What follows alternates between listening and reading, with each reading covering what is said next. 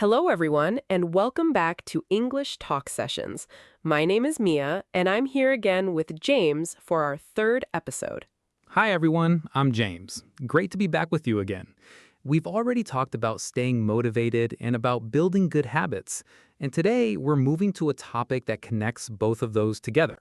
That's right. Today's topic is how to manage your time every day. If motivation gives us the energy to start and habits keep us going automatically, then time management is what decides where all of that energy actually goes. I really like that way of putting it. Even with strong motivation and solid habits, if our time feels scattered and chaotic, it's hard to actually get things done. As always, this podcast is for English learners, so we will speak slowly and use simple words. If you don't catch every word, don't worry. Just relax, listen, and enjoy the conversation. That's right. And remember, you don't need to understand everything perfectly. Just listening regularly will help your English improve naturally, little by little. Before we start, let's do a quick recap for anyone who is new here. In episode 1, we talked about staying motivated through small daily actions. In episode 2, we talked about building habits through small, repeated steps. Today, we'll connect both of those ideas to something even more practical, how we actually use our hours day after day. So, Mia, let me ask you something. When you hear the phrase time management, what comes to mind first? For me, the first thing that comes to mind is a calendar full of tasks. But actually, I think real time management is less about scheduling every minute and more about knowing what truly matters. That's an interesting point. Can you explain a little more what you mean by that? Sure, I think many people try to do everything on their list and end up feeling exhausted without finishing what really matters. Good time management means choosing the right tasks, not just doing more tasks. That makes a lot of sense. I remember reading about something called the urgent versus important idea. Have you heard of that, Mia? Yes, I have. The idea is that tasks fall into different groups. Some tasks are urgent and important, like an emergency. Some are important but not urgent, like exercise or learning English. And some feel urgent but aren't actually important at all. That last group is tricky, isn't it? Things like constant notifications or small requests from other people often feel urgent, but they don't really move us towards our real goals. Exactly. I think the biggest mistake people make is spending most of their day on urgent but unimportant tasks, while the truly important tasks, like our health or our long-term goals, keep getting pushed aside. So, how do we fix that? How do we actually spend more time on the important things? I think the first step is simply noticing the difference. Before starting my day, I ask myself, what is the one task that would make today feel successful, even if nothing else got done? That question helps me focus on what really matters. I really like that question. I try something similar. Every morning, I choose 3 main tasks for the day. Not 10, not 20, just 3. This keeps me from feeling overwhelmed and it forces me to think about priorities. That connects to what we said in episode 2 about starting small. Just like building a habit, managing time works better when we focus on a few clear things instead of trying to control everything at once. I also think it helps to schedule important but not urgent tasks first, before the day fills up with smaller requests. If I wait until I have time for exercise or reading, that time almost never actually appears. That's such a true observation and honestly a little uncomfortable to admit. I think important tasks without a deadline are the easiest ones to keep postponing simply because nothing forces us to do them today. But over months or even years, ignoring them has a huge, quiet cost. Exactly. So now I try to treat important but not urgent tasks almost like appointments with myself. I put them on my calendar early in the day before anything else has a chance to take that time away. I do something similar. I've learned that if I don't protect time for what matters most, other people's requests will naturally fill up every available hour instead, leaving nothing for the things I actually care about most. Exactly. Now, let's talk about a method I personally find very useful. Time blocking. Have you ever tried this, Mia? Yes, I use it often. Time blocking means dividing your day into sections and giving each section a clear purpose. For example, from 9 to 10, I focus only on writing. From 10 to 11, I answer messages. This stops tasks from mixing together randomly. I do something similar, but I also leave some empty blocks between tasks. This gives me space to breathe, and it means unexpected things don't completely destroy my whole schedule. That's such a smart addition. I used to schedule my day too tightly, back to back, with no breaks at all. And whenever something unexpected happened, my whole plan would fall apart and I felt stressed for the rest of the day. I understand that feeling completely. Leaving a little flexibility actually makes a schedule stronger, not weaker, because life rarely goes exactly as planned. Now, let's talk about something that affects almost everyone: procrastination. Why do you think we procrastinate, James? Honestly, I think we procrastinate when a task feels too big, too boring, or a little scary. Our brain naturally avoids discomfort, so we choose something easier instead, even if it's not helpful. That connects perfectly to the 5-minute rule we mentioned in episode 1. When a task feels too big, breaking it into just 5 minutes of work removes that scary feeling and makes starting much easier. Yes, that trick really does work for time management too. I also think procrastination often comes from unclear tasks. If my task is simply work on the project, it feels vague and my brain doesn't know where to begin. That's such a good observation. I think being specific really helps. Instead of work on the project, I write the introduction paragraph. A clear, small action is much easier to start than a big, vague goal. Absolutely. Another thing I've noticed is that procrastination often gets worse when we're tired. What do you think about the connection between energy and time management? That's such an important point, and I think people often forget it. Time management isn't only about hours, it's also about energy. We all have times of the day when we feel sharp and focused, and other times when we feel tired and slow. That's very true for me. I feel most focused in the morning, so I try to do my hardest tasks then. In the afternoon, when my energy drops, I do simpler tasks like replying to messages or organizing my files. I do the same thing. I think matching our tasks to our energy levels is much smarter than forcing ourselves to do difficult work when we're already exhausted. It saves both our time and our motivation. Exactly. Now, let's talk about interruptions, because I think this is one of the biggest challenges for managing time well. What interrupts your day the most, Mia? For me, it's definitely my phone. Every notification pulls my attention away, even for just a few seconds, and it takes time to fully focus again afterward. This connects to what we said in episode 1 about distractions. I feel the same way. I've started turning off most notifications during my focus work blocks. It felt strange at first, almost like I was missing something important, but honestly, most notifications can easily wait a few hours. That's very true. I also think it helps to let people around us know when we're in focused work time. If my family or coworkers understand that I'm busy for a specific hour, they usually respect that, and interruptions naturally decrease. That's a great point. Clear communication really does protect our time. Now, I want to talk about something related, the idea of multitasking. Do you think multitasking actually saves time, Mia? Honestly, I used to believe multitasking made me more efficient.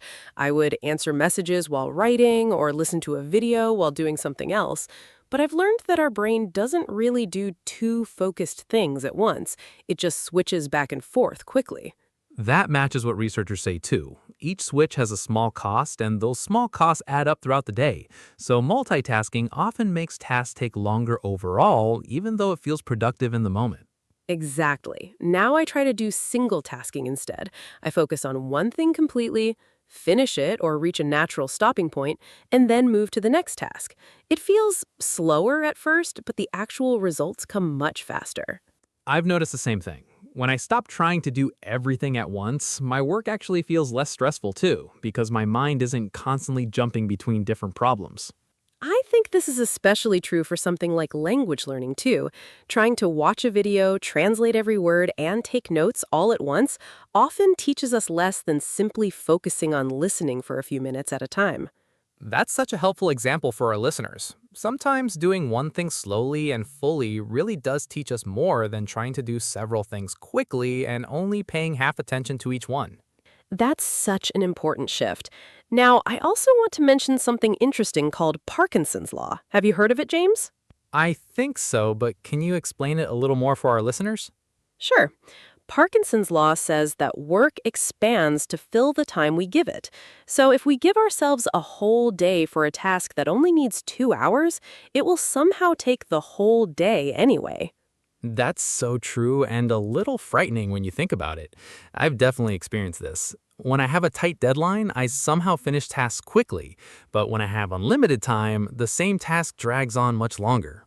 Exactly. Now I try to set smaller, tighter deadlines for myself on purpose, even for tasks that don't have an official deadline. This creates a healthy sense of urgency without adding real stress. That's a clever trick. I'll definitely try setting artificial deadlines for my own tasks. Now, I want to talk about something that connects to boundaries. Learning to say no. Do you find this difficult, Mia? I used to find it very difficult. I felt like saying no would disappoint people, so I said yes to almost everything, even when my schedule was already full. But over time, I realized that saying yes to everything actually meant saying no to my own priorities. That's such a powerful way to think about it. Every time we agree to something new, we're indirectly taking time away from something else, even if we don't realize it in the moment. And over weeks, those small hidden costs really do add up. Exactly. Now I try to pause before agreeing to new requests. I ask myself, does this truly matter to me, or am I just trying to please someone else? This small pause has helped me protect my time much better. I really like that habit. I also try to give people a clear, polite response instead of a vague, maybe. Something simple like, I can't take this on right now, but thank you for thinking of me, works surprisingly well. That's a great phrase. Saying no clearly without over-explaining usually feels more respectful than giving a long, uncomfortable excuse.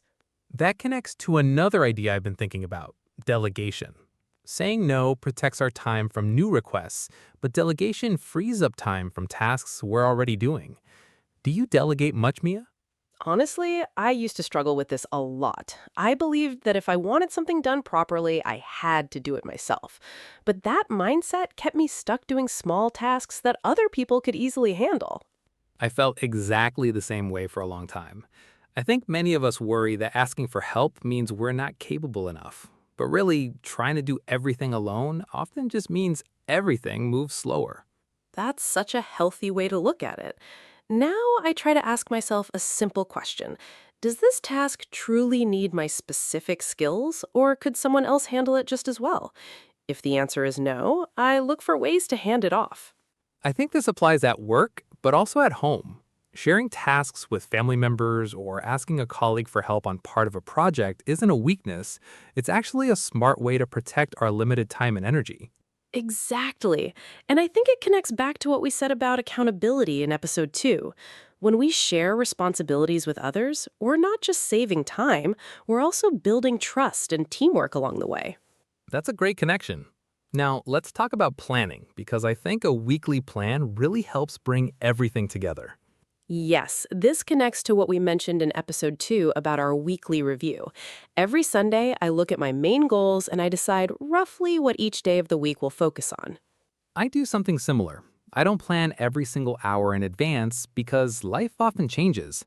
That's a good balance. A plan that's too detailed can feel stressful when things change, but having no plan at all often leads to wasted time and a feeling of being lost. I also think it helps to plan the night before, not just the morning of.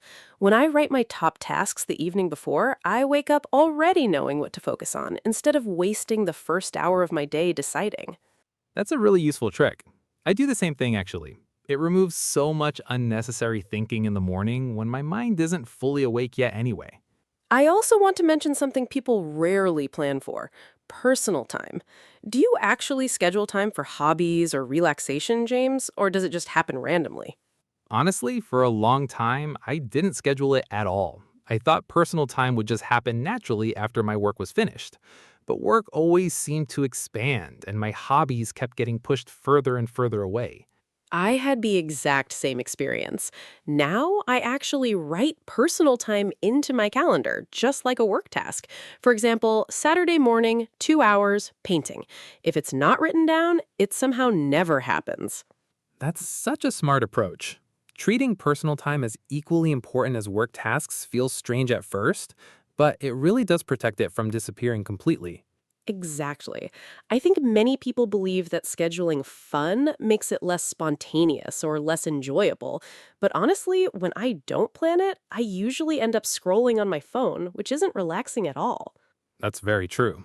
Unplanned free time often gets filled with passive habits like endless scrolling instead of activities that actually recharge us. A little planning helps us protect time for things we truly enjoy. I also think this connects to long-term motivation. If our whole life is just work and responsibilities, motivation eventually runs out. Having something to look forward to keeps our overall energy much higher. That's a great point, and it ties back perfectly to episode 1. Motivation isn't just about pushing harder. Sometimes it's about making sure our life has enough balance to sustain that energy in the first place. Now, let's talk about something people often forget: rest. Do you think rest is part of good time management, James? Absolutely. I used to believe that resting was wasting time, but now I understand it completely differently. Without proper rest, our focus drops and everything takes longer to finish, even simple tasks. That connects to what we said in episode 1 about confusing tiredness with laziness. I try to schedule short breaks between tasks, even just 5 or 10 minutes. It actually makes the rest of my day more productive, not less. I completely agree. I think many people feel guilty about resting, as if every single minute must be filled with work. But rest isn't the opposite of productivity, it's actually part of it. Well said. Now, let's talk about tools for a moment, because I know many people wonder what apps or systems to use. What do you personally use, James? Honestly, I keep it very simple. I use a basic notebook and a calendar app. I don't need anything complicated. I think the tool matters much less than the actual habit of using it every single day. I agree completely. I've tried many fancy apps before, but I always come back to a simple written list. For me, physically writing something down helps me remember it and commit to it much more than typing it somewhere. That's a great point. I think people sometimes spend more time organizing their system than actually doing their tasks. A simple system we actually use is always better than a perfect system we never open. That's such a true statement. Now, before we finish, I want to mention one more idea: batching similar tasks together. Have you tried this before, James? Yes, I have. Batching means grouping similar tasks and doing them together instead of switching back and forth. For example, I answer all my messages at one specific time instead of checking them throughout the whole day. I do the same thing with errands. Instead of going out multiple times during the week, I combine everything into one trip.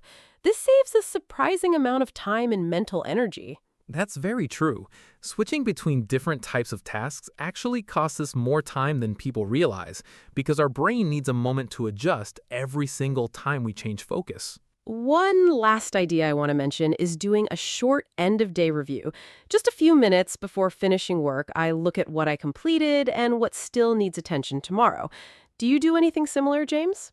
Yes, actually. I write down one sentence about how the day went and one task I want to prioritize tomorrow. It only takes 2 minutes, but it creates a clear bridge between today and tomorrow. I really like that phrase, a bridge between today and tomorrow. Without it, I think we often start each morning feeling scattered, trying to remember everything at once, instead of picking up smoothly where we left off. Exactly, and I think this small habit also helps us notice our progress over time, which connects back to what we discussed in episode 2 about tracking.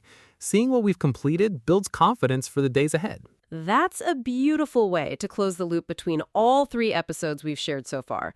Motivation gives us energy, habits make our actions automatic, and time management makes sure that energy and those actions go toward what truly matters most. So, to sum up everything we talked about today, we covered a lot of ground. Knowing the difference between urgent and important tasks, time blocking, understanding procrastination, matching tasks to our energy, reducing interruptions, avoiding multitasking, understanding Parkinson's law, delegating tasks, saying no clearly, planning ahead and the night before, protecting personal time, resting properly, keeping our tools simple, batching similar tasks, and doing a short end-of-day review. That's a wonderful detailed summary, James. I think the most important message today is this. Time management isn't about doing more. It's about giving our time and energy to the things that truly matter most. Exactly. And just like motivation and habits, good time management is a daily practice, not something we master once and forget. It takes small adjustments, day after day. Well said. I hope our listeners feel inspired to try just one small change this week, even something as simple as choosing 3 main tasks each morning or writing tomorrow's plan the night before. That's a perfect place to start. Thank you all so much for joining us for this third episode of English Talk Sessions. We really enjoyed sharing these ideas with you today. If you missed our earlier episodes about motivation and habits, we highly recommend listening to those too. Remember, motivation gets you started, habits keep you going, and good time management makes sure your energy goes to the right places. Start small, be patient, and keep going one day at a time. Thank you all for listening. Take care, manage your time well, and we will see you in the next episode. Goodbye, everyone, and see you soon. Goodbye.